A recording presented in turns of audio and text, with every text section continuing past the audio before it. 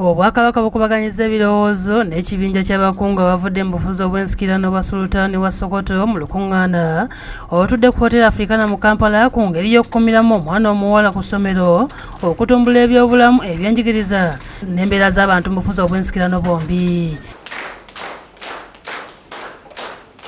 Olukuŋŋaana luno lwetabiddwako abantu ab'enjawulo.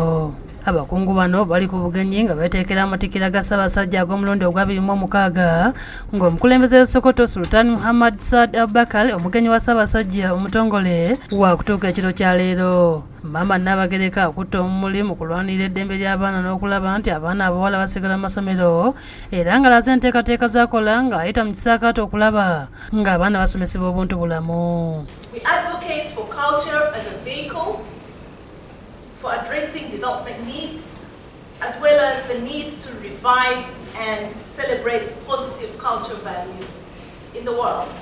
All our interventions are informed by voices rooted in culture to catalyze a sense of dignity and pride in the rich cultural heritage of Uganda.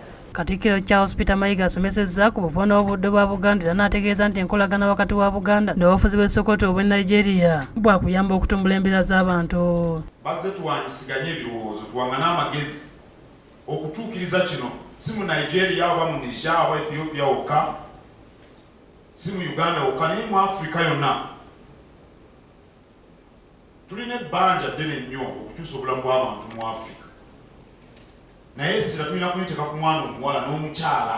Samael Mohammed Melengo ngone ya Melwe Algungu e Nigeria ayogedde enteekateeka ze bakola okulaba nti batumbula embeera z'abantu mu nsi eyo. The conference aims to trigger a new initiative driven by traditional and religious leaders that ensures African girls and mothers in the future stay in school for at least 13 years of their early life, as this has been shown to empower women enough to produce and bring up healthy and educated children necessary for sustainable development of our continent.